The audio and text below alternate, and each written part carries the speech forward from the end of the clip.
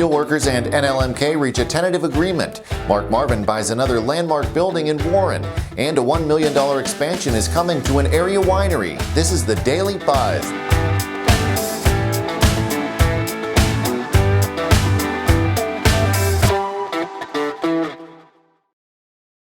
Hello everyone, welcome to the Daily Buzz. I'm Mike Moliterno. After nearly 6 months, members of the United Steelworkers Union and NLMK Pennsylvania have reached a tentative bargaining agreement.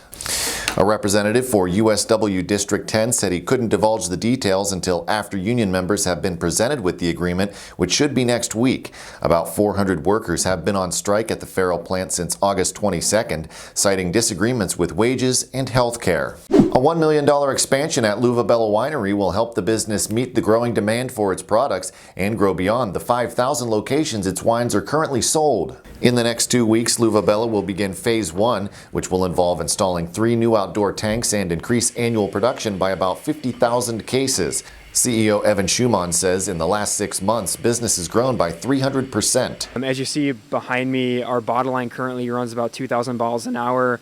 We're not ready for that just yet, but we're already getting to a point from that investment just 12 months ago that we're outgrowing our bottle line as well. Phase 2, which will begin later this year or early next year, will add additional tanks and warehouse space. Chief Growth Officer Marissa Sergi says the expansion will add up to 7 jobs to the existing workforce of 30. We're in about 6 states right now and expanding pretty rapidly, so we're really grateful to be able to add more manufacturing jobs to the greater Youngstown area with this opportunity. This week, Sergi was featured in the first class of Forbes magazine's Next 1000, which spotlights young entrepreneurs.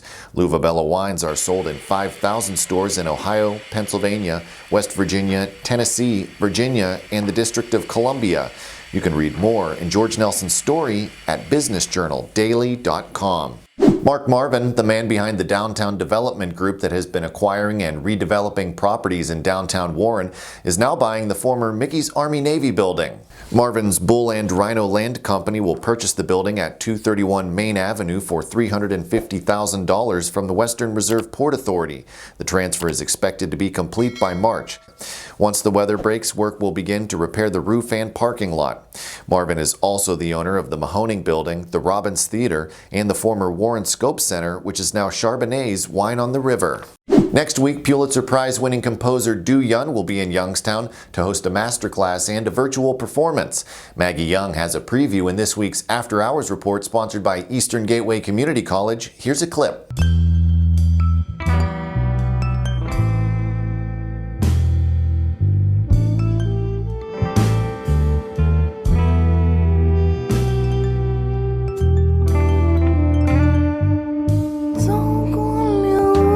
I've known her since college, and she's one of the founding composers of the International Contemporary Ensemble, which is a group that I was the founding cellist of. She's a rare composer who I think can appeal to both classical contemporary specialists, but also to the completely uninitiated. You can see the full video at afterhoursyoungstown.com. And that is going to do it for today's Daily Buzz. Be sure to like, subscribe, and leave us a comment. If you'd like to dive deeper into any of these stories, links are available in the description. Thank you very much for watching. I'm Mike Moliterno. 717 Credit Union. Business services designed to meet your daily needs. Commercial loans, business deposits, merchant and payroll services. 717 Credit Union. It's knowing you were treated right every time. Thanks for watching the video. Be sure to like, subscribe, and hit that little bell for notifications. And also make sure to connect with us on Twitter, Facebook, and LinkedIn. For all of your business news, visit businessjournaldaily.com. For all of your arts and entertainment news, go to afterhoursyoungstown.com.